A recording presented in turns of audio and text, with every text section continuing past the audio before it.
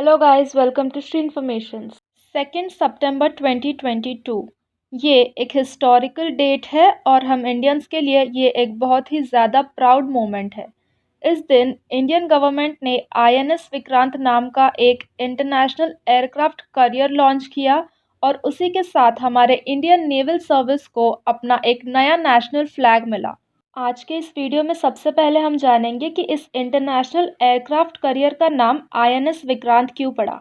उसी के साथ हम इंडियन नेवी के नेशनल फ्लैग्स की हिस्ट्री के बारे में जानेंगे और हम ये जानेंगे कि छत्रपति शिवाजी महाराज का नाम इंडियन नेवी के साथ क्यों जोड़ा जाता है। तो चलिए वीडियो की शुरुआत करते हैं। Presents the 8 directions symbolizing the Indian Navy's multi-directional reach and multi-dimensional operational capability. The octagonal shape with twin golden borders draws inspiration from the seal of the great Indian Emperor, Chhatrapati Shivaji Maharaj, whose visionary maritime outlook established a credible naval fleet consisting of 60 fighting ships and approximately 5,000 men. Vikrant. ये विक्रांत वही है जिन्होंने 1971 में पाकिस्तान को धूल चटाई थी। उन्हें विक्रांत को ट्रिब्यूट देने के लिए इस इंटरनेशनल एयरक्राफ्ट करियर का नाम विक्रांत यानी कि आईएनएस विक्रांत रखा गया है। 2 सितंबर 2022 को इंडिया का first aircraft INS Vikrant Cochin shipyard में पीएम नरेंद्र मोदी द्वारा कमीशन हुआ। आईएनएस विक्रांत का प्रोजेक्ट 2009 में ही शुरू हो गया था और तब उसका बजट था 3000 करोड़, मगर 2022 में जब आईएनएस विक्रांत बनकर तैयार हुआ तब उसका एक्चुअल अमाउंट है 20,000 करोड़। आईएनएस विक्रांत इंडिया का एक ऐसा पहला शिप है जो पूरी तरीके से इंडिया में बना है और इंडिया में ही डिज़ाइन हुआ है। और इसी के साथ इंडिया ने कुछ ऐसे सिलेक्टेड नेशंस को ज्वाइन किया जिनके पास एक एयरक्राफ्ट को बनाने और उसको डिज़ाइन करने की काबिलियत है। इस शिप की लेंथ 262 मीटर है और इसकी ब्रेथ 62 मीटर है। इसकी टॉप स्पीड 28 नॉट्स और क्रूजिंग स्पीड 18 नॉट्स है। आईएनएस विक्रांत का मोटिव है इंडो पैसिफिक और इंडियन ओशन रीजन में पीस और स्टेबिलिटी मेंटेन करना। अब इंडियन नेवी फ्लैग के हिस्ट्री के बारे में जान लेते हैं। 1947 से पहले इंडिया एक ब्रिटिश कॉलोनी हुआ करती थी। उस वक्त इंडियन नेवी का जो फ्लैग था वो कुछ इस प्रकार का दिखता था। इंडिपेंडेंस के बाद हमारा इंडियन नेवी फ्लैग 4 बार चेंज हुआ।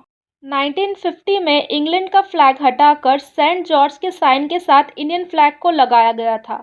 उसके बाद 2001 में सेंट जॉर्ज के साइन हटाकर इंडियन फ्लैग के साथ नेशनल एम्बलम का साइन लगाया गया था।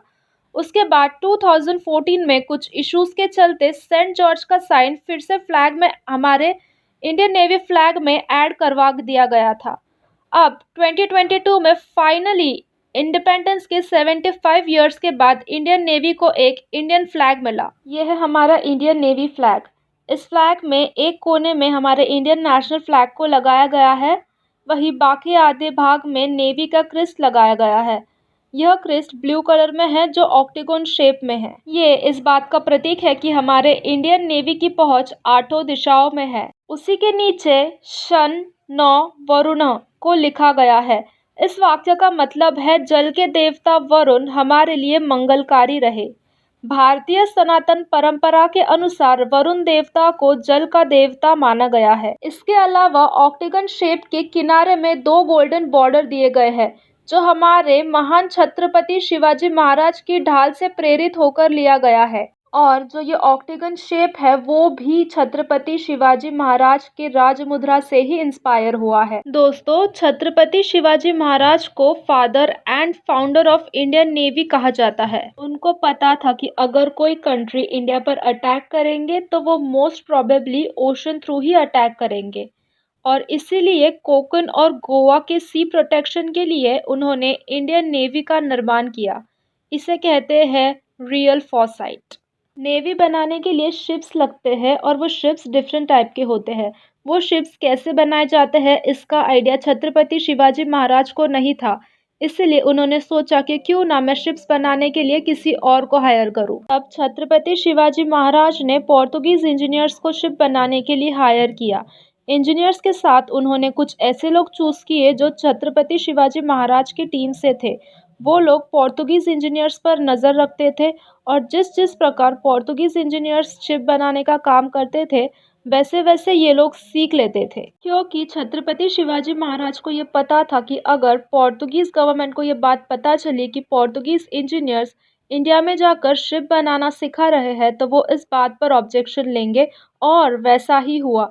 2 मंथ्स के बाद पोर्तुगीज़ गवर्नमेंट को इस बात का पता चला और उन्होंने अपने इंजीनियर्स को फिर से अपने देश बुला लिया। लेकिन छत्रपति शिवाजी महाराज पर इस बात का कोई इफ़ेक्ट नहीं पड़ा, क्योंकि केवल 2 मंथ्स में वो शिप बनाना सीख चुके थे और जो शिप बनाने का काम है वो रुका नहीं, वो चलता गया। और छत्रपति शिवाजी महाराज ने नेवी से 150 ईयर्स तक कोंकण एरिया पर राज किया है। अगर आपको आज का वीडियो पसंद आया है तो वीडियो को लाइक कीजिए।